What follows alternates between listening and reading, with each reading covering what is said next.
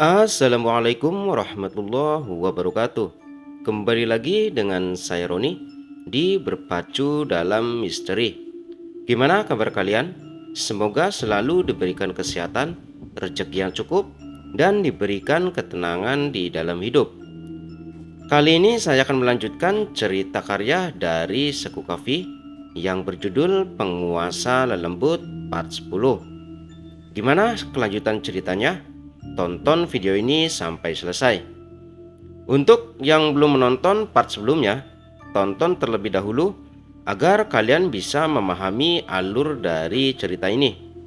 Baiklah, nggak usah lama-lama lagi. Seperti biasa, siapkan kopi, teh, duduk senyaman mungkin, pejamkan mata, dengarkan dan simak baik-baik ceritanya.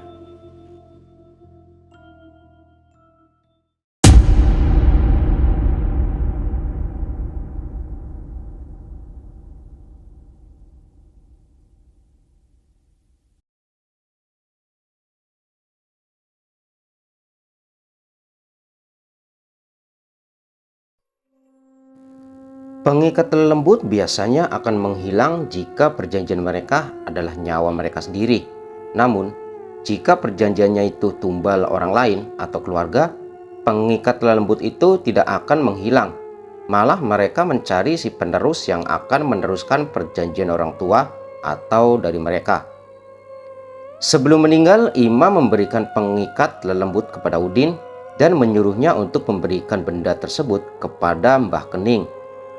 Saat benda tersebut dipegang oleh Udin, ia sering dimimpikan oleh sosok wanita cantik yang merayunya, memintanya untuk dijadikan istri. Namun, ketika Udin menolak, sosok wanita tersebut berubah menjadi kuntilanak. Selama 2 hari, Udin terus dimimpikan kuntilanak, hingga akhirnya ia menanyakan kepada orang pintar. Menurut orang pintar, Udin menyimpan benda keramat. Barulah dia ingat jika Ima memberikan benda yang dititipkan kepadanya untuk diberikan kembali kepada Mbah Kening. Karena Mbah Kening sudah meninggal, Udin memberikan pengikat lelembut tersebut kepada Unang. Setelah memberikan benda tersebut kepada Unang, Udin tidak pernah bermimpi lagi kuntilanak. Sementara itu, tepat pukul 12 malam, Unang bersemedi di tempat yang biasa digunakan Mbah Kening untuk berinteraksi dengan makhluk halus. Tak lama sosok yang berada di dalam kerisnya keluar. "Apa yang kamu inginkan?" tanyanya. "Ini Mbah, almarhum Ima menitipkan ini kepada saya. Apa yang harus saya lakukan dengan benda ini Mbah?" tanya Unang. "Buang benda itu ke sungai atau kubur di pohon angker," jawabnya. "Baik Mbah. Mbah, bisakah membantu saya untuk menghancurkan bisnis Tony? Saya ingin melihat dia sengsara dan berlutut meminta maaf kepada saya," tutur Unang. "Aku akan membantumu, asal kamu memberikan tumbal untukku," ucap kuntilanak tersebut. Unang menyanggupi permintaan kuntilanak tersebut. Ia kemudian keluar dari tempatnya bersemedi. Dilihatnya Rumi yang sedang tertidur. Unang menyeringai lalu keluar dari rumah Rumi.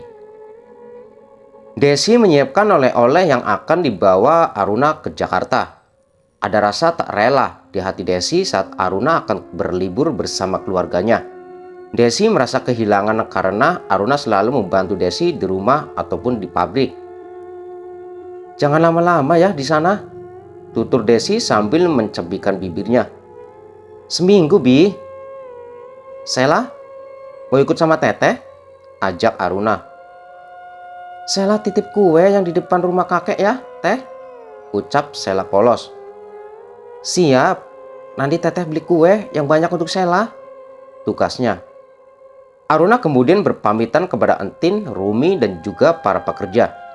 Tak lupa, ia berpamitan kepada Neti yang sedang berada di rumahnya.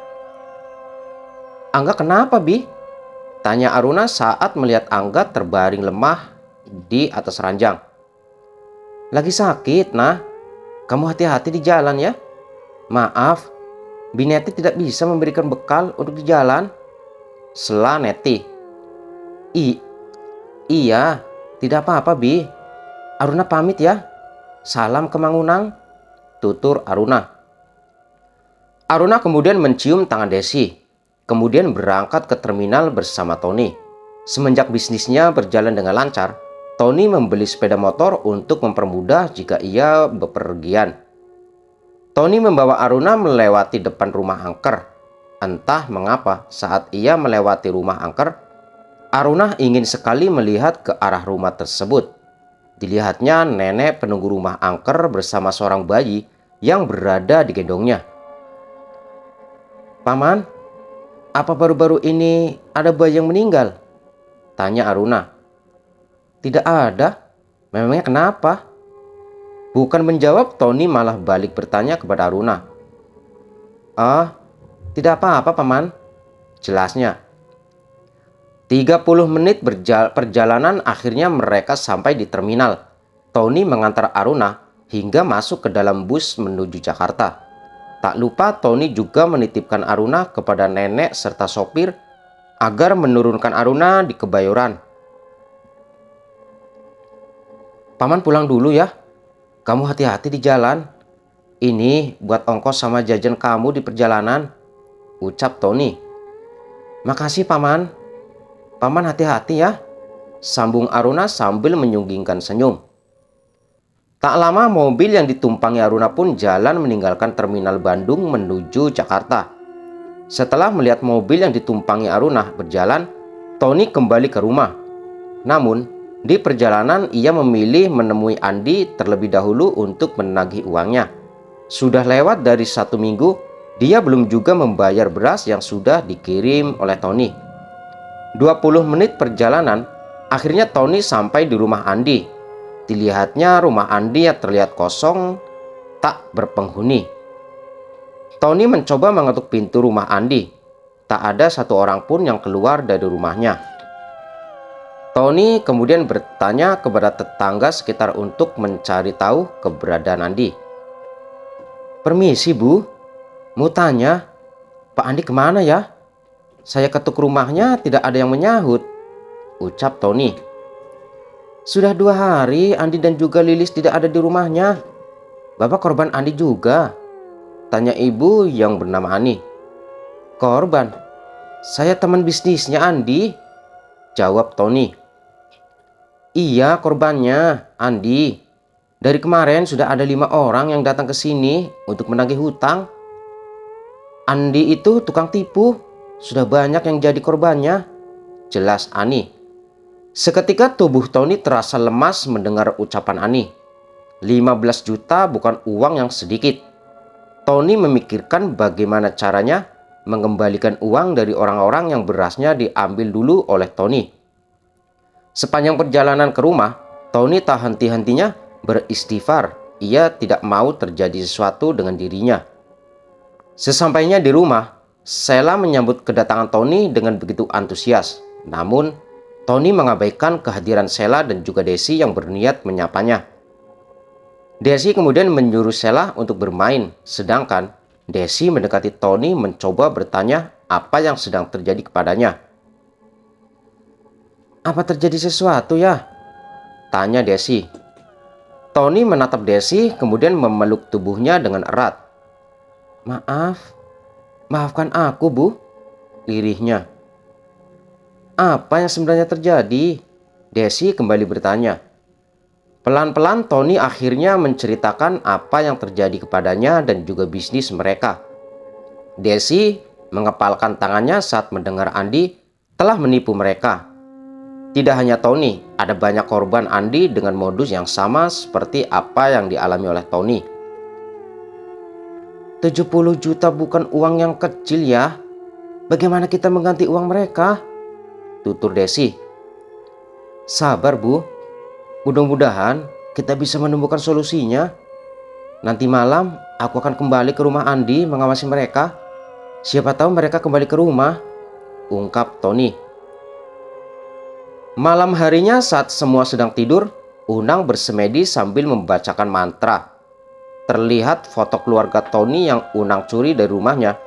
Foto tersebut sudah diciprati darah ayam serta kambing 7 rupa.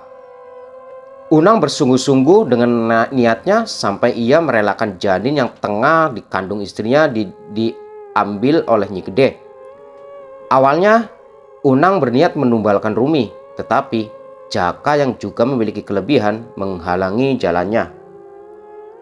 Akhirnya kuntilanak penunggu keris menyarankan untuk menyerahkan janin berusia 2 bulan yang sedang dikandung oleh Neti.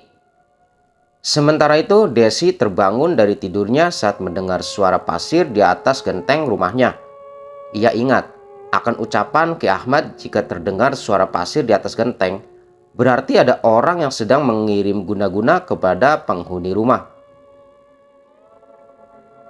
Astagfirullahalazim, lindungilah keluargaku ya Tuhan, gumam Desi. Desi, Desi. Terdengar suara seseorang memanggilnya. Desi menajamkan pendengarannya untuk memastikan siapa yang memanggilnya. Desi lalu beranjak dari ranjangnya ketika suara entin kembali memanggil namanya. Namun, saat Desi membuka pintu, ia melihat kuntilanak yang sedang berdiri tepat di hadapannya. Netra Desi melebar melihat kuntilanak yang berdiri di hadapannya. Seketika tubuhnya luruh ke lantai dan tak sadarkan diri. Suara kokokan ayam menjadi alarm yang ampuh ketika sudah memasuki pukul 4:30 pagi. Perlahan Tony membuka matanya, merentangkan otot tubuhnya kemudian beranjak dari ranjang. Saat ia melewati pintu tersandung sesuatu hingga ia terjatuh. Dilihatnya, tubuh Desi yang tergeletak di lantai. Tony bergegas membangunkan Desi. Tubuhnya dingin, tak bergerak sama sekali. Tony kemudian mengangkat tubuh Desi, membawanya ke atas ranjang, lalu menutup tubuhnya dengan selimut. Bu, bangun, ucap Tony membangunkan Desi. Desi mulai bergerak. Ia kemudian membuka matanya menatap wajah Tony begitu lama, hingga akhirnya suara Tony membuatnya kembali sadar. Kenapa kamu bisa tidur di lantai? Tanya Tony. Tadi aku melihat kuntilanak hitam, jawab Desi. Aku takut ini pertanda buruk bagi keluarga kita. Sudah. Lebih baik kita sholat. Jangan memikirkan hal-hal yang aneh. Karena hal buruk bisa terjadi karena pemikiran kita sendiri, ungkap Tony. Tony kemudian membantu Desi untuk bangun, menggandengnya untuk pergi ke kamar mandi. Setelah melaksanakan sholat subuh berjamaah, Desi mulai memasak di dapur mempersiapkan sarapan untuk Tony dan para pekerja. Tubuh Desi terasa berat. Ia merasa panas di sekujur tubuhnya. Belum selesai masak, Desi kembali ke kamar untuk mengistirahatkan tubuhnya yang terasa panas. Pukul 7 pagi, Tony kembali ke rumah setelah memberi pakan ayam. Ia berjalan ke meja makan, tetapi saat Tony membuka tudung saji, tidak ada makanan di sana. Bu, panggil Tony. Tidak ada suara Desi, malah Sheila yang berjalan ke arah Tony sambil membawa bonekanya. Ibu sedang tidur di kamar, ucap Sheila. Tony kemudian menghampiri Desi. Tubuhnya panas dan terlihat begitu lemah. Akhirnya Tony menyuruh Arif untuk menjemput mantri agar memeriksa kesehatan Desi. Tony meminta entin mencari daun kelor untuk mengompres dahi Desi. Bu, makan dulu ya. Nanti minum obat, tutur Tony. Tony membantu membangunkan Desi yang begitu lemas dan menopang tubuhnya. Desi hanya memakan 3 sendok bubur yang dibuat oleh entin, kemudian meminum obat yang dibeli oleh Tony di warung. Sheila hanya memandangi wajah Desi yang begitu pucat. Begitu juga satu hari sakit, tetapi raut wajah Desi seolah sakit menahun. Ibu, panggil Sheila kemudian memeluk tubuhnya. Sheila terus memandangi wajah Desi, mengusap wajahnya dengan telapak tangannya yang mungil. Unang yang mendengar kabar jika Desi sakit pun menyunggingkan senyum. Apa yang dia lakukan kini tidak sia-sia. Malah Unang berniat menghancurkan bisnis Tony hingga ia menjadi pengemis. kamu tidak menjenguk Desi? Kasihan mereka, Kang. Desi sakit. Tony ditipu sama teman bisnisnya. Mana 70 juta? Papar Neti. Untuk apa kasihan? Biar mereka tahu rasa. Dunia ini berputar. Kemarin dia hina Akang. Sekarang lihat, dia masih bisa merendahkan Akang tidak? Cela Unang. Hus, Akang, tidak boleh sombong. Bisa saja nanti akan juga dipecat kerja di desa. Sanggah Neti. Kamu tenang saja. Akang tidak akan dipecat dari kerjaan Akang yang sekarang. Akang juga janji tidak akan judi dan mabuk-mabukan lagi. Ucap Unang sambil menangkup kedua pipi Neti. Neti memeluk tubuh Unang. Ia begitu bahagia melihat suaminya yang sudah mulai berubah. Kini, uang penghasil Unang pun diberikan semua kepada Neti.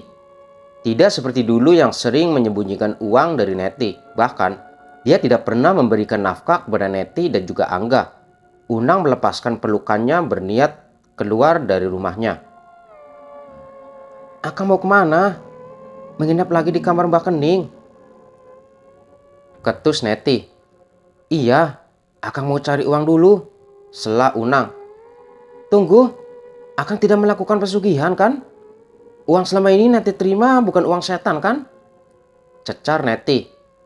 Unang tertawa mendengar ucapan Neti kemudian berkata, mau uang setan atau bukan, selama masih bisa dinikmati, tidak usah protes. Neti terdiam mendengar ucapan Unang. Dipandangi punggung Unang yang semakin lama semakin menghilang di balik pintu. Neti begitu takut Unang melakukan pesugihan karena ia tidak ingin anaknya atau keluarganya harus dijadikan tumbal. Dulu saat Mbah Kening masih hidup, Neti sering mengintip Mbah Kening keluar dari rumahnya tepat pukul 12 malam. Saat dia keluar dari rumah Rumi, Mbah Kening terlihat sedang menggendong seorang bayi. Namun, ketika diperhatikan lagi, bukan bayi yang digendong oleh Mbah Kening, melainkan ular. Aku tidak mau kamu mengikuti jejak orang tuamu, Kang. Gumam Neti sambil menatap punggung Unang yang menghilang di balik pintu. Setiap malam tiba, Desi mulai merasakan tubuhnya menggigil kedinginan. Berbeda saat siang hari, badan Desi panas seperti terbakar. Tony menyelimuti tubuh Desi dengan 4 selimut tebal serta menutup kaki dan tangannya dengan kaos kaki serta sarung tangan. Sambil menemani Desi yang sedang sakit, Tony bertadarus agar tidak terjadi hal-hal aneh di rumahnya. Entin yang tahu jika saudaranya sedang sakit, sering datang ke rumah Tony hanya untuk memastikan tidak terjadi apa-apa. Pukul 1 malam, Entin terbangun dari tidurnya. Ia sengaja membuka tirai kamarnya hanya untuk melihat ke arah rumah Tony. Namun begitu terkejutnya Entin ketika melihat seseorang berjubah hitam mengelilingi rumah Tony. Tangannya terlihat seperti membawa keris yang ditusukkan ke dalam tanah kemudian dicabut kembali. Apa Tony memanggil dukun? Batin Entin. Tak memperdulikan apa yang terjadi, Entin kembali naik ke atas ranjangnya, merebahkan tubuhnya menjemput mimpi yang tertunda. Pagi buta, Tony meminta tolong Entin untuk menjaga Desi dan Sheila karena Tony harus pergi ke rumah Andi. Menurut Ani, Andi terlihat berada di rumahnya bersama anak dan istrinya. Mendengar kabar tersebut, Tony berencana menemui Andi untuk menagih uang yang sudah dia curi. Hanya membutuhkan waktu 15 menit untuk sampai ke rumah Andi. Tony memarkirkan motornya di rumah tetangga Andi sambil memperhatikan rumahnya. Tak lama terlihat Andi keluar sambil membawa koper, disusul anak dan istrinya yang keluar dari gerbang.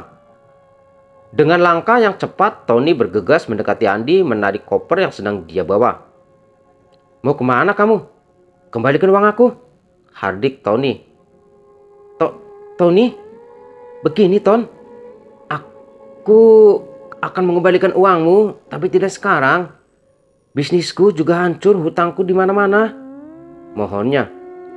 Aku tidak peduli.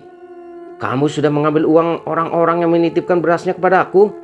Jadi kembalikan sekarang juga. sebelum aku membawamu ke kantor polisi, gertak Tony. Melihat suaminya diperlakukan kasar oleh Tony, Meta, yakni istri Andi, memberikan kunci motor mereka kepada Tony. "Ini jaminannya, suami saya pasti bayar uang kalian," tutur Meta. "Jaminan?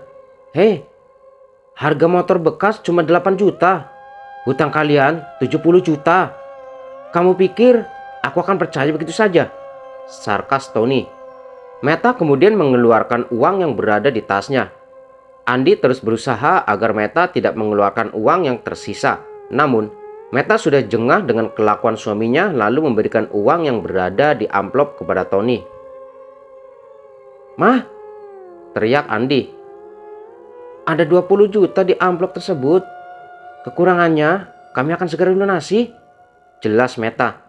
"Tunggu, kalian mau kemana?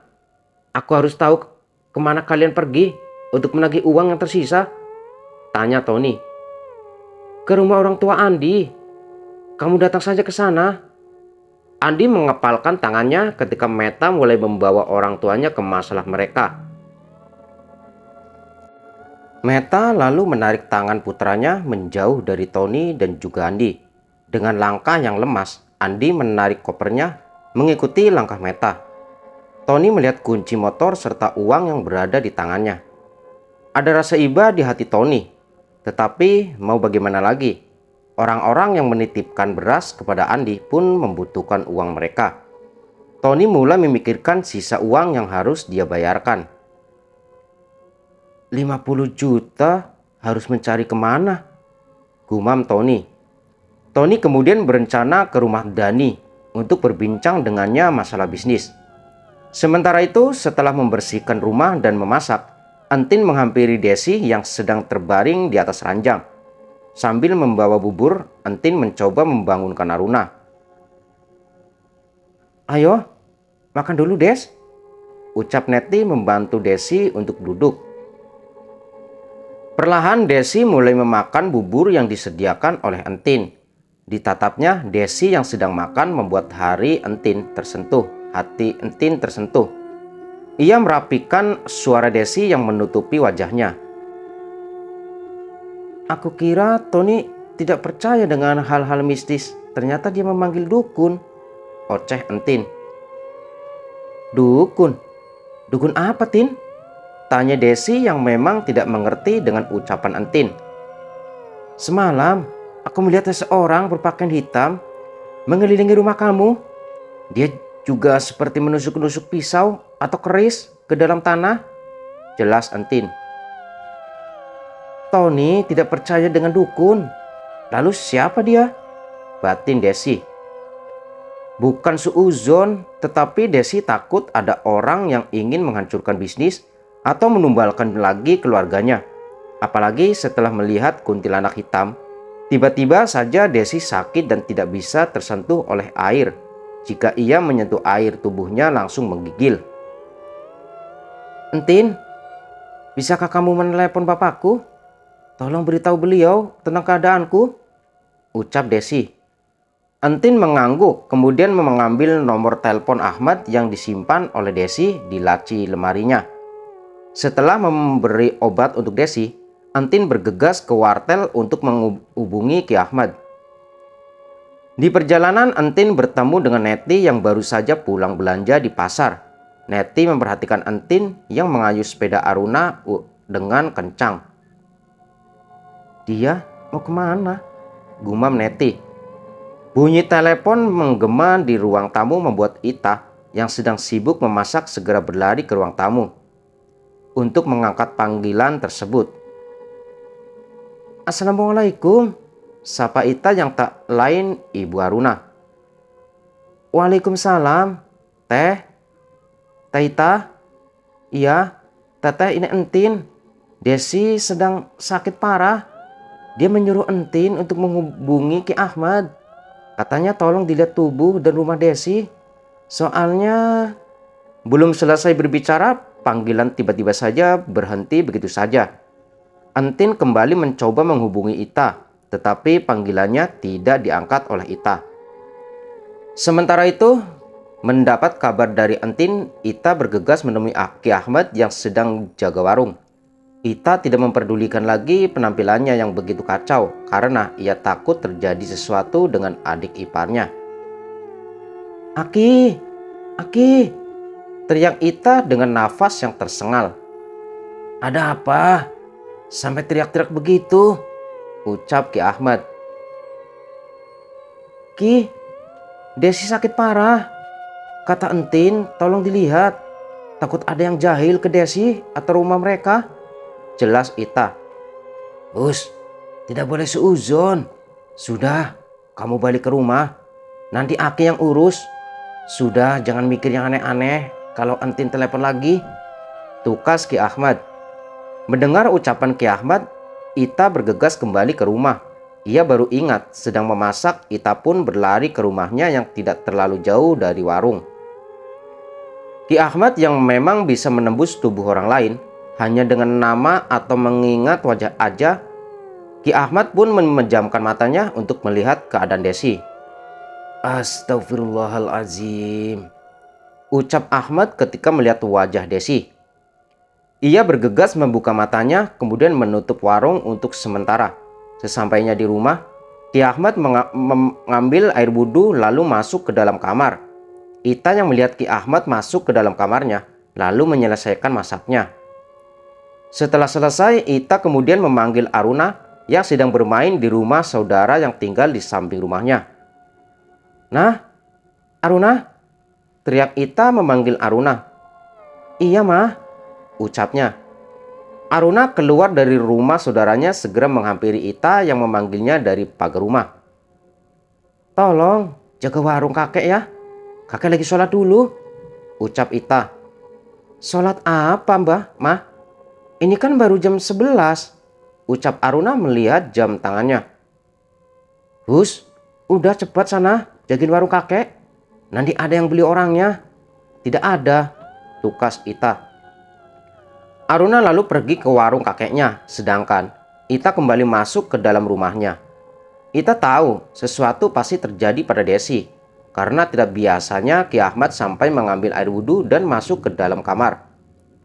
Sudah bukan hal yang aneh lagi untuk Ita, karena semenjak mertua perempuannya meninggal, Ki Ahmad tinggal bersama Ita dan juga Deni. Sementara rumahnya sendiri dijadikan warung dan juga tempat praktek orang-orang yang patah tulang. Sementara Ki Ahmad tinggal bersama Ita, banyak orang yang datang untuk menemui Ki Ahmad untuk berobat seperti patah tulang. Bahkan Ki Ahmad sering mengobati orang yang terkena guna-guna ataupun santet.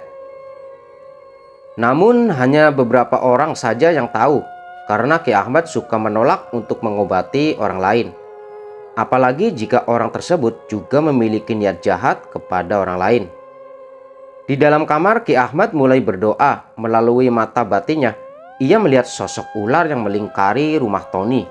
Dengan kuasa Tuhan, Ki Ahmad mulai membacakan ayat-ayat kursi untuk menyerang makhluk halus yang mengganggu Desi dan juga keluarganya.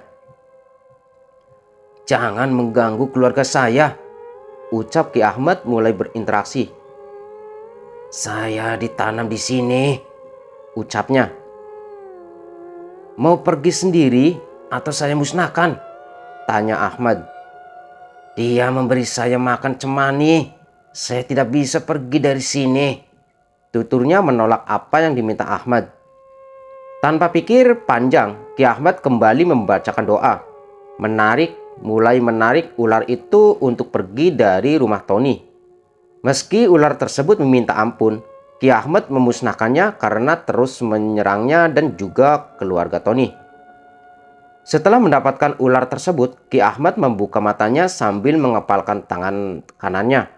Ia bergegas keluar dari rumahnya untuk memasukkan ular tersebut ke dalam botol lalu dibakar setelah dibacakan doa. "Ita, Ita." "Iya Ki, ada apa?" tanya Ita. "Tolong ambilkan plastik. Nanti abu ini kamu masukkan ke dalam plastik buang di sungai," tutur Ki Ahmad.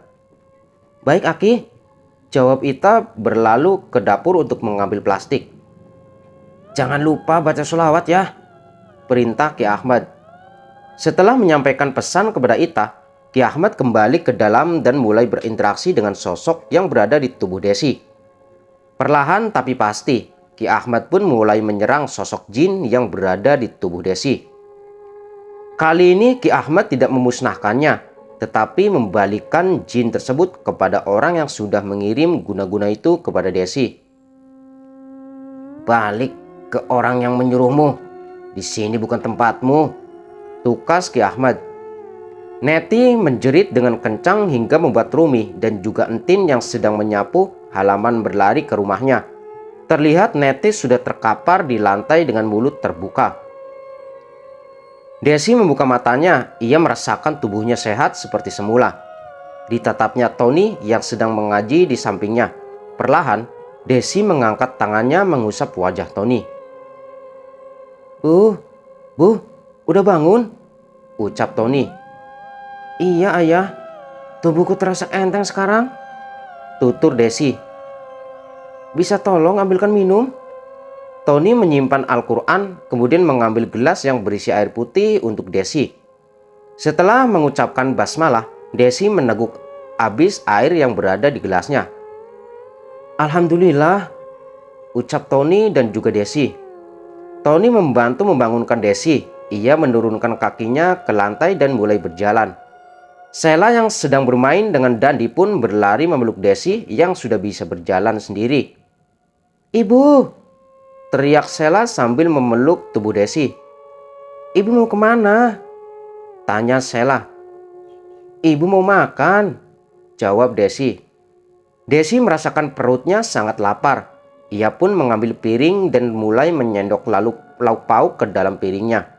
Tak lupa, Desi menawari Sheila dan juga Dandi untuk makan bersama. Sedangkan Tony mengambil air wudhu untuk melaksanakan sholat Isya. Entah setan apa yang merasuki tubuh Desi, tidak biasanya ia makan sampai 2 piring. Kini 2 piring nasi sudah pindah ke dalam perutnya. "Astagfirullahaladzim," ucap Entin yang terkejut saat membuka pintu. "Desi, kamu sudah sembuh?" tanya Entin khawatir. "Iya, tubuhku sudah mulai enakan. Perutku juga sangat lapar," jawabnya. Entin menarik kursi kemudian duduk di samping Desi. Dilihatnya wajah Desi yang terlihat cerah kembali, tak seperti beberapa jam lalu yang terlihat begitu pucat. "Kamu baik-baik saja?" ucap Entin. Desi mengangguk. Entin pun tersenyum lalu menggeser mangkuk sayur sop serta tempe ke hadapan Desi. Ia hanya diam melihat Desi yang makan dengan lahap tanpa mempedulikan orang di sekitarnya. "Kamu tahu, Neti sakit parah. Penyakitnya hampir sama seperti kamu. Cuma tubuh dia seperti stroke sebelah," terang Entin. "Benarkah?" tukas Desi menghentikan kunyahannya. "Berarti salah satu di antara mereka yang ingin mencelakai keluargaku. Tidak mungkin Neti. Pasti Unang," batin Desi. Aruna begitu bahagia bisa berkumpul dengan adik dan juga orang tuanya. Selama berlibur di Jakarta, Aruna menyempatkan waktunya untuk berkumpul dengan teman-temannya. "Aruna!"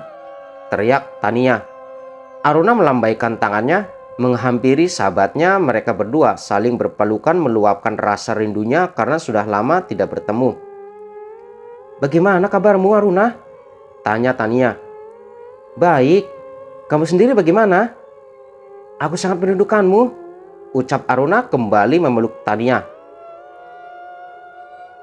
"Kamu lihat aku sangat baik." "Oh iya, aku tahu Radit. Pria yang dulu diam-diam mengirim surat kepadamu.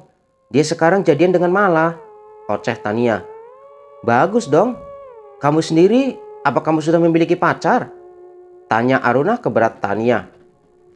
"Aku harus konsentrasi belajar, tidak mau pacaran-pacaran dulu. Mungkin hanya sekedar mengagumi dia ada," tutur Tania. Keduanya pun tertawa bersama hingga tidak sadar Mala dan Radit sedang berjalan ke arah mereka. Senyum Radit memudar ketika netranya melihat ke arah Aruna yang sedang duduk bersama Tania. "Aruna!" gumam Radit. "Aruna!" teriak Mala. berhamburan memeluk Aruna yang sedang berbincang dengan Tania. "Aku merindukanmu." Mata Aruna dan Radit saling bertatapan seolah terkejut dengan kehadiran masing-masing. Tak dapat dipungkiri, saat Aruna masih di sekolah yang sama dengan Tania, Radit pernah mendekati Aruna. Bahkan, Aruna pun memiliki rasa kepada pria yang kini berada di hadapannya. Namun rasa itu hanya rasa penasaran saja, bukan rasa cinta, karena Aruna dengan mudahnya melupakan Radit dan berpaling ke Andreas yang kini menjadi sahabatnya. "Hai Aruna," sapa Radit. "Hai Radit." Aruna menjabat tangan Radit. Tania yang tahu jika Radit pernah menyukai Aruna pun mencoba menggoda sahabatnya.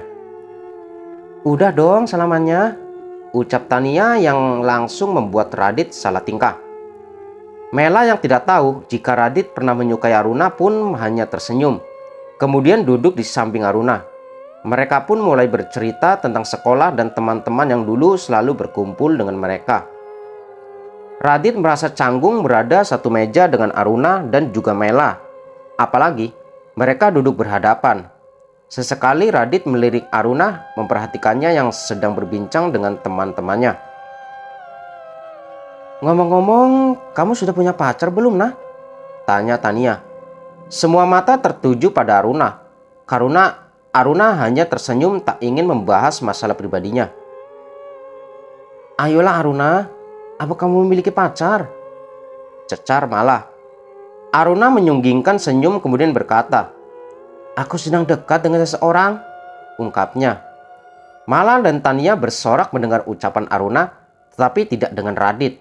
Ia menghabiskan air yang ada di gelasnya, menunjukkan wajah yang tidak suka.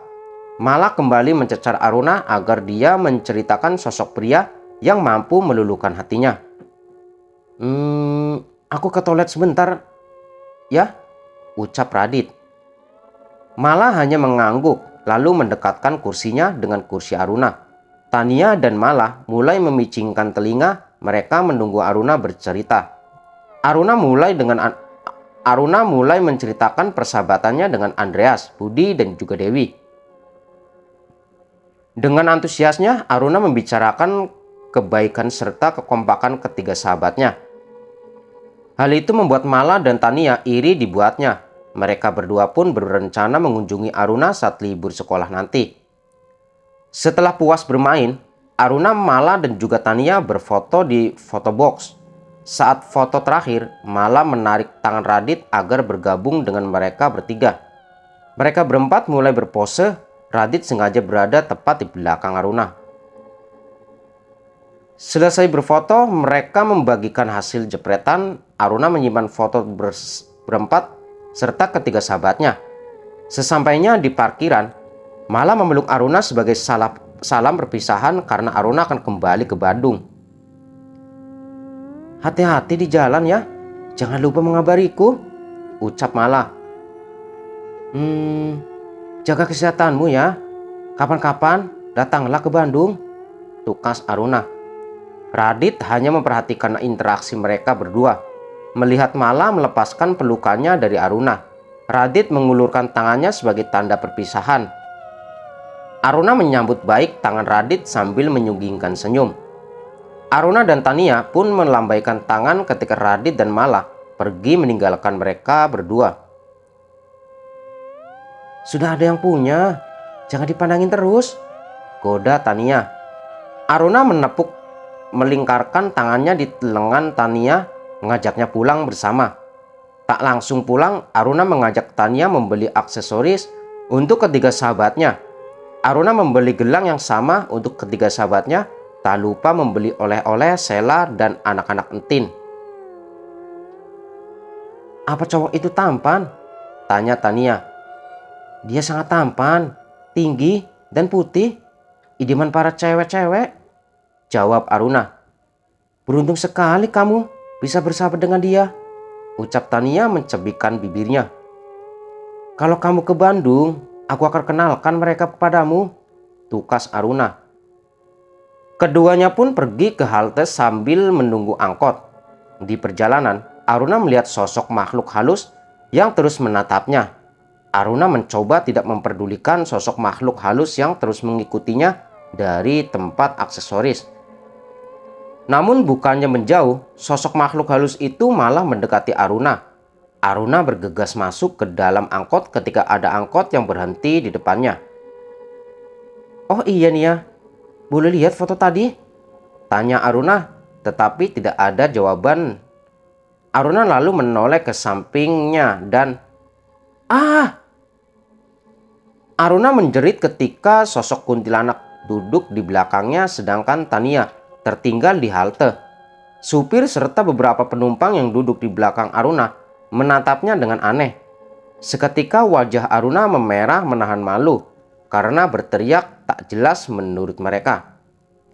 "Kiri bang, saya salah naik angkot," ucap Aruna menghentikan angkot.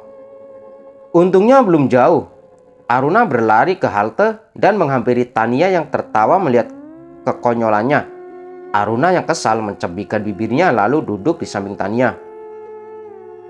"Apa kamu masih melihat makhluk halus?" tanya Tania. "Iya," jawab Aruna singkat. "Pantas telingamu tuli. Padahal dari tadi aku sedang memanggil namamu. Tapi kamu terus jalan lalu masuk ke dalam angkot," ungkap Tania. Aruna menatap jalanan yang biasa ia lewati bersama teman-temannya. Jauh di lubuk hatinya, Aruna ingin tetap tinggal di Jakarta. Namun, ia harus menyelesaikan sekolahnya dan meyakinkan perasaannya kepada Andreas. Tania menepuk pundak Aruna menyadarkan dia dari lamunannya. "Kamu sedang memikirkan apa? Jangan katakan kepada aku kamu sedang melihat sosok makhluk halus yang berada di sekitar kita," jelas Tania. "Tidak, kamu tenang saja," kilah Aruna. Padahal saat ini mereka berdualah yang menjadi pusat perhatian makhluk halus yang berada di sekitarnya. Aruna lalu menarik tangan Tania untuk masuk ke dalam angkot yang berhenti di depan halte. Terhitung sudah 5 hari Aruna berlibur di Jakarta. Ita pun membantu mempersiapkan barang-barang yang akan dibawa oleh putrinya. Tak lupa, Ita membuatkan makanan kesukaan Aruna untuk bekal di perjalanan. "Padahal masih ada waktu 2 hari. Kenapa buru-buru sekali ingin pergi ke Bandung?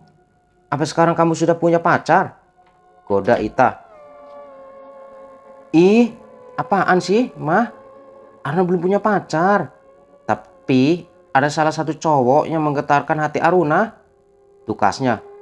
"Cie, ingat harus bisa jaga diri," pesan Ita. Apa selama di sana kamu tidak bertemu dengan dia? Mama takut saat kakekmu bilang jika rumah Tony banyak penunggunya," tutur Ita. "Dia datang, tapi Aruna sudah bisa melawan trauma yang Aruna alami. Sekarang Aruna sudah tidak takut lagi. Mama cukup doakan Aruna agar selalu dilindungi oleh Tuhan," ucap Aruna sambil menyunggingkan senyum. "Doa Mama selalu menyertaimu, Nak," tukas Ita sambil memeluk tubuhnya. Denny yang sedari tadi memperhatikan interaksi Aruna dan juga Ita pun langsung menghampiri mereka berdua dan memeluk tubuhnya dengan erat.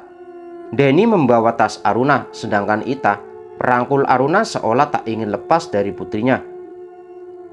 "Kakek, Aruna pamit ya," ucap Aruna meraih tangan Ki Ahmad lalu menciumnya. Ki Ahmad memandangi wajah Aruna kemudian memeluk tubuh cucu kesayangannya. Ki Ahmad menangkup kepala Aruna kemudian membacakan doa. Ditiupkan di ubun-ubun kepala Aruna. "Kamu hati-hati di jalan ya. Ingat, jangan pernah takut dengan apapun kecuali kepada Tuhan dan ibumu," cakap Ki Ahmad. Aruna kemudian naik ke atas motor yang kemudian oleh Denny.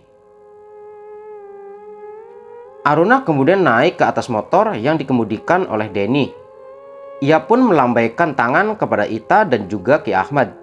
5 hari berlibur di rumah orang tuanya mampu mengobati rasa rindu Aruna kepada Ita dan juga Denny.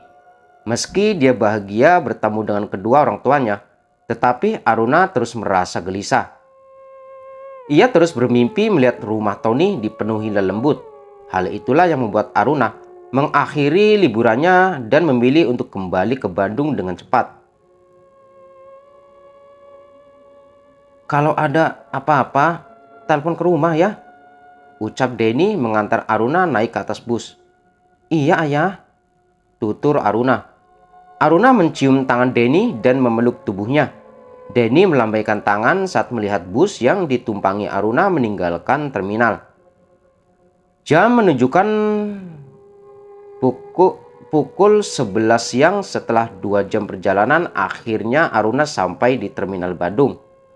Aruna lalu naik angkot dan berhenti di pertigaan alun-alun.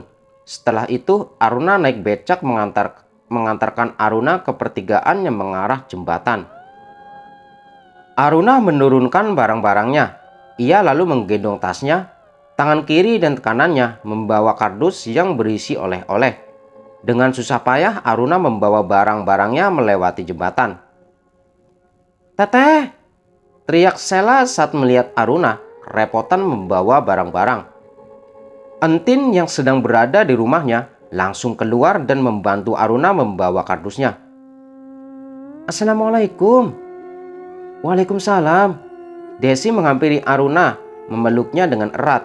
Mereka lalu berkumpul di ruang keluarga sambil membuka oleh-oleh yang dibawa oleh Aruna.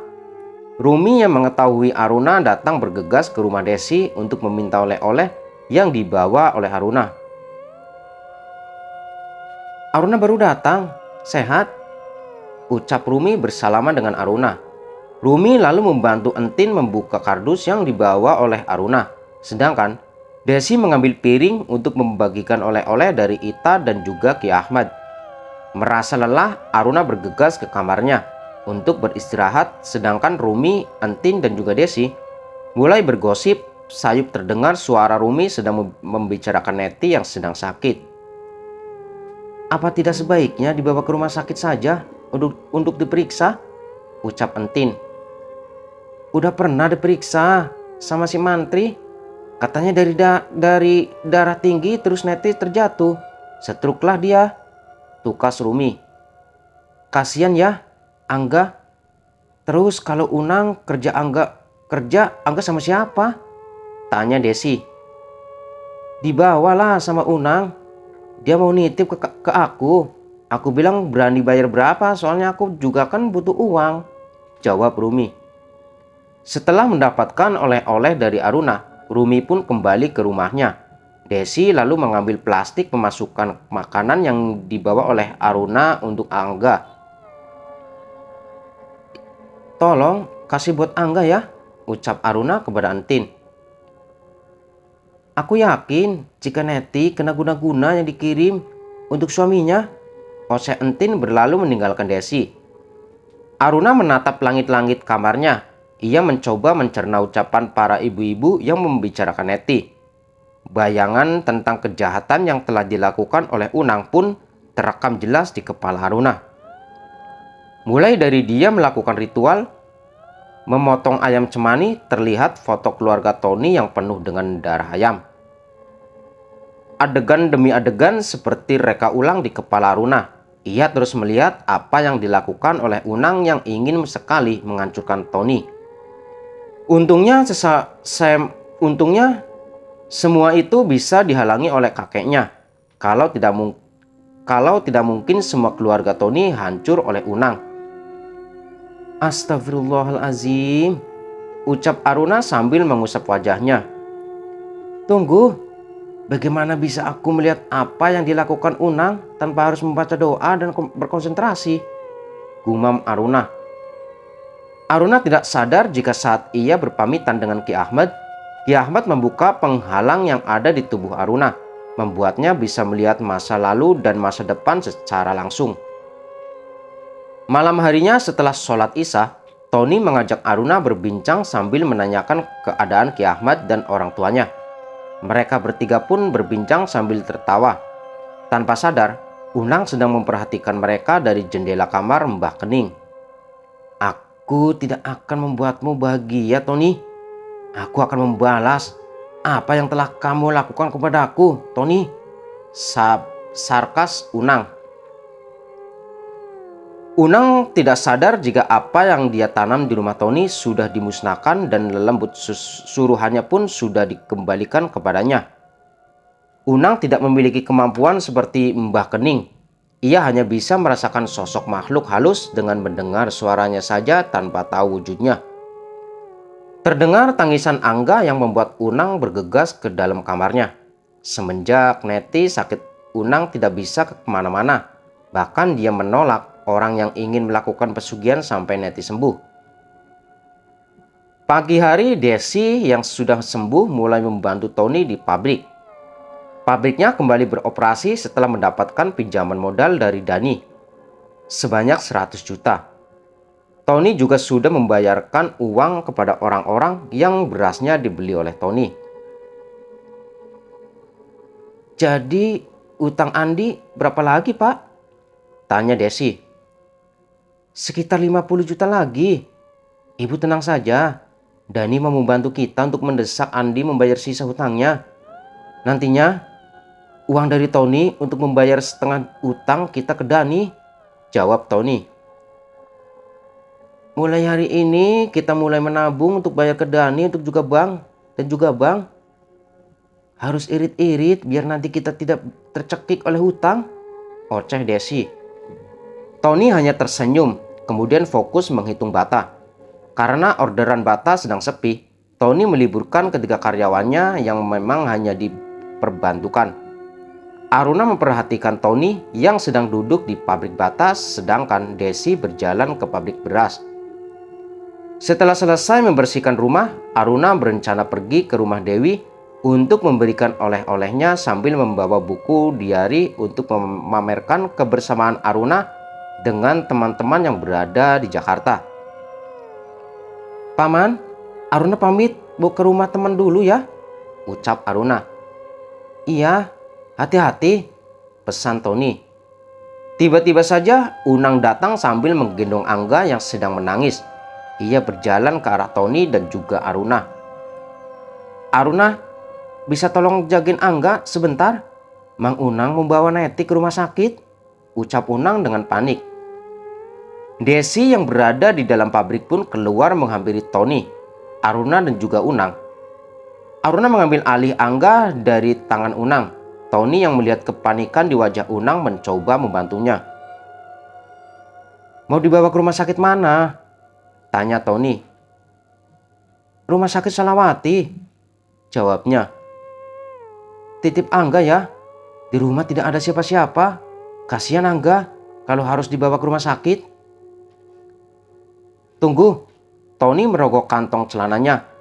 Biar aku antar, ucap Tony. Desi begitu kesal saat melihat Tony berbaik hati kepada Unang. Bahkan mau menolongnya mengantarkan ke rumah sakit. Tony tidak tahu jika orang yang telah membuat Desi sakit adalah Unang. Desi melihat Tony membawa motornya, sedangkan Unang memegangi Neti yang duduk di tengah. Tony pun melanjutkan motornya ke rumah sakit yang dituju. Setelah melihat Tony pergi, Desi menatap Angga yang sedang digendong oleh Aruna. Ada rasa iba di hatinya melihat anak berusia 4 tahun kurang kasih sayang dari ibunya karena sakit. Istighfar, Bi, tutur Aruna. Aruna, tahu jika saat ini Bibi begitu membenci Mang Unang, tapi Bineti dan juga Angga tidak bersalah. Iya, Bibi tahu. Semoga setelah mendapat perhatian dari kita, bisa mencairkan dendam Unang kepada keluarga kita, ungkap Desi. Amin. Tuhan maha membolak-balikan hati. Siapa tahu di balik musibah yang kini dihadapi Mang Unang, dia menjadi pribadi yang lebih baik lagi, jelas Aruna.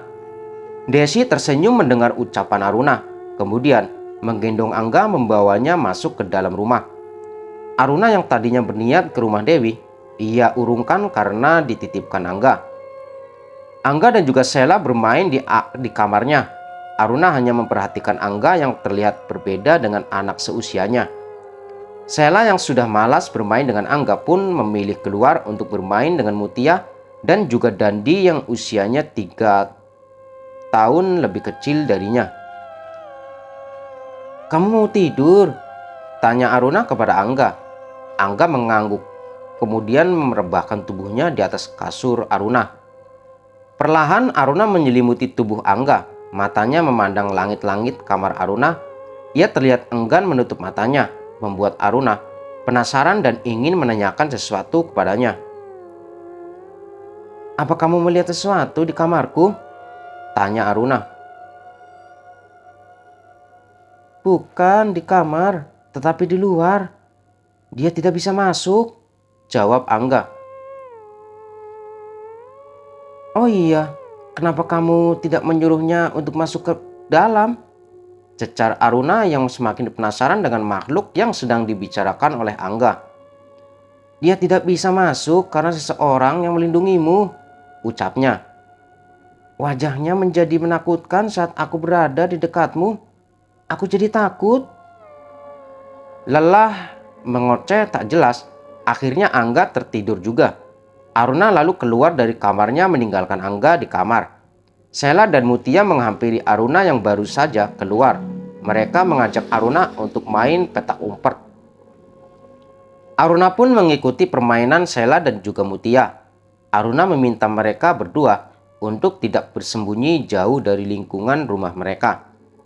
Aruna pun menangkup kepalanya di pohon jambu sambil berhitung. Udah belum? Belum, jawab Sela yang masih belum menemukan tempat untuk bersembunyi. 9, 10. Aruna menghentikan hitungannya dan mulai mencari Sela dan juga Mutia. Aruna mencari Sela, ia melihat Sela bersembunyi di belakang bata. Perlahan, Aruna berjalan ke arah bata dan ketemu, ucap Aruna mengagetkan Sela. Ya, ketahuan deh, tukas Aruna sambil mencebikkan bibirnya. Namun tiba-tiba Mutia berlari dan menempelkan tangannya ke pohon jambu. Hore, Tete jaga lagi, ejek Sela. Dengan lemas Aruna mendekat pohon jambu. Terlihat Angga yang baru saja bangun ingin ikut bermain dengan mereka. Aruna pun mengajak Angga bermain petak umpet dan menyuruhnya bersembunyi. Jangan bersembunyi terlalu jauh ya, perintah Aruna. Angga mengangguk mengiyakan ucapan Aruna. Aruna mulai berhitung. Di hitungan terakhir ia mulai membuka matanya. Aruna pun mulai mencari Sela, Mutia dan juga Angga. Aruna mulai mengecek persembunyiannya Mutia yang bersembunyi di belakang lemari yang berada di depan rumahnya. Mutia kena, ucap Aruna. Ia lalu berlari pergi ke persembunyian Aruna yang berada di dekat tong sampah. Sela kena. Dengan lemas Sela dan Mutia berjalan mendekati pohon jambu. Tersisa Angga. Aruna mulai mencari Angga. Namun Aruna begitu terkejut melihat Angga berjalan ke rumah angker. Angga, Angga. Jaka yang baru saja datang melihat Angga sedang bersembunyi di depan rumahnya terhalang oleh kursi. Pandangannya kini beralih ke Aruna yang terlihat begitu panik berlari ke pagar perbatasan. Melihat kejanggalan yang dialami Aruna, Jaka menarik Angga agar keluar dari persembunyiannya. Aru! Jaka memberhentikan langkahnya ketika melihat Aruna melihat pagar pembatas. Teteh, ini Angga, teriak Mutia. Jaka lalu menitipkan Angga kepada Mutia dan menyuruhnya masuk ke dalam rumah Sela. Sedangkan Jaka mengejar Aruna yang berjalan ke sumur burung. Aruna mengejar Angga yang berhenti di depan sumur burung. Perlahan, Aruna mendekati Angga, berniat menarik tangannya agar menjauh dari sumur. Namun, entah dari mana, kekuatan Angga hingga ia menarik tangan Aruna dengan kencang. Aruna! Teriak Jaka. Jaka menarik tangan Aruna yang hampir saja terperosok ke dalam sumur. Aruna begitu terkejut ketika Jaka menarik tangannya. Kesadaran Aruna kembali. Ia lalu melihat ke sumur burung, tidak ada Angga di sana. Kamu baik-baik saja? Tanya Jaka. Ayo, kita pergi dari sini, ajaknya. Astagfirullah, ucap Aruna menyadarkan dirinya. Jaka membawa Aruna masuk ke dalam rumah Desi dan menyuruh Mutia untuk mengambil air minum. Angga hanya diam duduk di pojokan sambil menatap ke Aruna yang sedang duduk di samping Jaka. Tak lama Mutia datang memberikan air minum. Sebelum diberikan kepada Aruna, Jaka membaca doa lalu ditiupkan di minuman Aruna. Bismillahirrahmanirrahim, ucap Aruna. Ia meminum habis air yang berada di gelas. Jaka menyuruh Angga untuk mendekat dengannya lalu memangku sepupunya tersebut. Angga, ikut Om saja yuk, ucap Jaka. Angga menggelengkan kepalanya kemudian duduk di pangkuan Aruna. Tangan Aruna memeluk tubuh Angga. Aruna mencoba merasakan sesuatu yang ada pada tubuhnya. Sebuah ketakutan dan trauma akan sesuatu hal. Inilah yang membuat Aruna semakin penasaran dengan Angga dan menyuruhnya untuk menginap bersama Aruna. Apa kamu yakin? Tanya Jaka. Yakin? Kamu tenang saja, semua akan baik-baik saja, ucap Aruna meyakinkan Jaka. Jam menunjukkan pukul 3:30 sore. Aruna menyuruh Angga dan juga Sela untuk segera mandi. Sebelum Jaka pulang, Aruna memintanya untuk mengambilkan pakaian Angga agar Aruna tidak berani masuk ke dalam rumah Unang. Sudah lewat maghrib, Tony belum juga pulang dari rumah sakit. Desi begitu khawatir takut terjadi apa-apa dengan suaminya. Ia terus berjalan mondar-mandir. Sesekali ia melihat keluar jendela. Aruna yang baru saja selesai mengajar ngaji Sela dan juga Angga lalu menghampiri Desi yang sedang duduk di sofa. Paman belum pulang juga ya, Bi? Tanya Aruna. Iya nih, Bibi khawatir kenapa-napa di jalan. Tadi Jaka bilang kalau dia sudah sampai di rumah sakit mau suruh pamanmu pulang, jawab Desi. Mendengar penuturan Desi, Aruna kembali ke kamarnya. Terlihat Sela menjauhi Angga yang sedang duduk sendirian di sudut kamar. Melihat Aruna masuk, Sela berhamburan memeluk Aruna, kemudian menarik tangannya agar belajar dengannya. Angga aneh, bicara sendiri, bisik Sela. Aruna menatap ke arah Angga yang memang seperti sedang berinteraksi dengan makhluk lain. Sela lalu berlari ke arah Desi, tidak mau bermain dengan Angga karena menurutnya Angga itu menakutkan. Perlahan Aruna mendekati Angga kemudian duduk di sampingnya. Kini Aruna bisa menatap sosok yang sedang berbicara dengan Angga. Sosok wanita dengan tubuh ular. Seketika wajah wanita itu berubah begitu menyeramkan, berdesis ketika menatap Aruna. Apa kamu suka berteman dengan dia? Tanya Aruna kepada Angga. Angga menggelengkan kepalanya, tetapi matanya masih fokus ke arah sosok siluman tersebut. Coba kamu usir dia, agar dia tidak berdiri di sana, perintah Aruna. Tidak bisa, nanti dia marah. Dia bilang mau mencelakai mama, jawabnya. Aruna mulai membacakan doa lalu menutup mata Angga agar dia tidak bisa lagi melihat siluman tersebut. Jangan ikut campur, ucapnya. Tak memperdulikan suara siluman ular, Aruna terus merapalkan doa.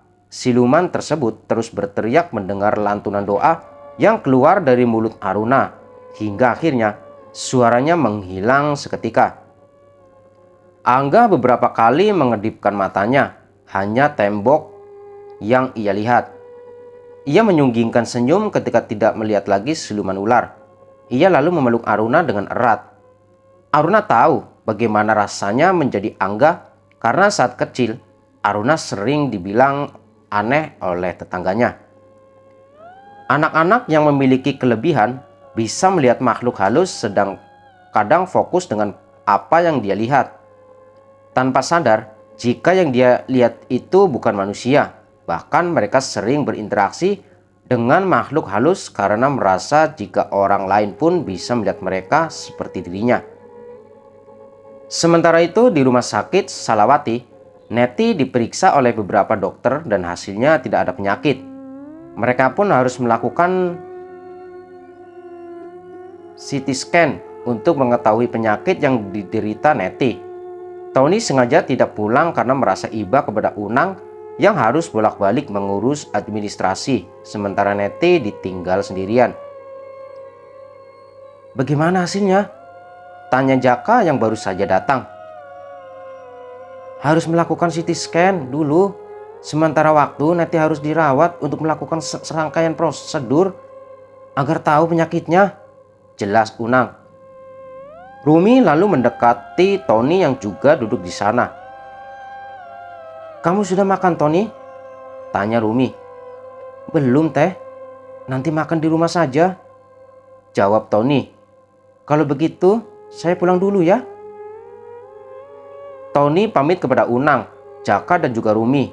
Tak ingin berlama-lama, Rumi pun ikut pulang kembali bersama Tony setelah mengantar makanan untuk Unang.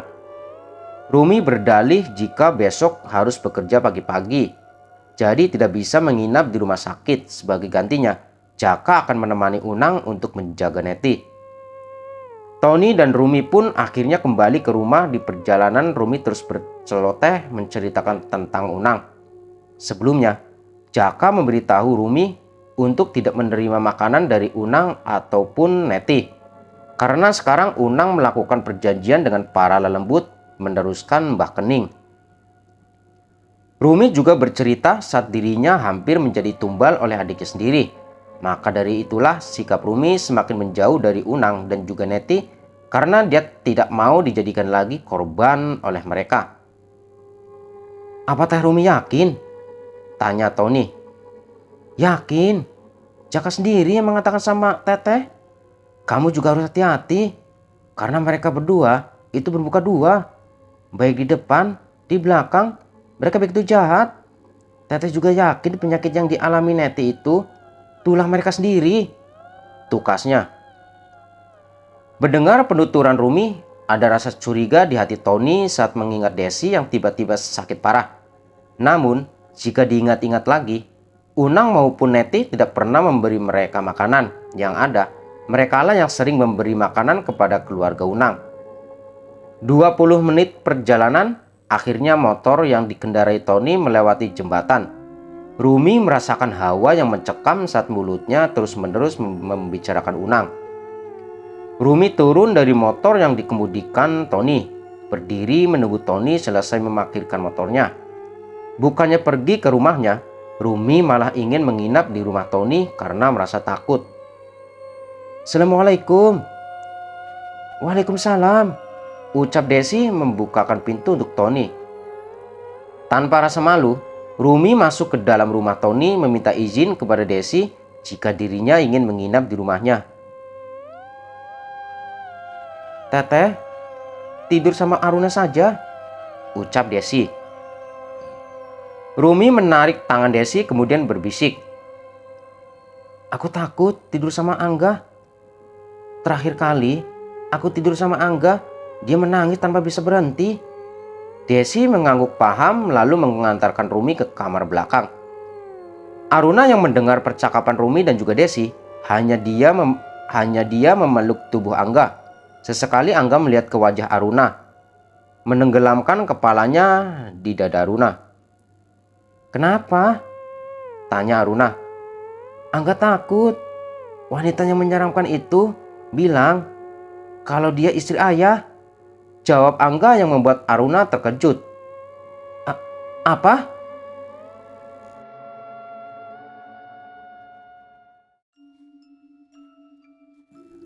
Oke teman-teman, kita lanjutkan cerita ini di part selanjutnya.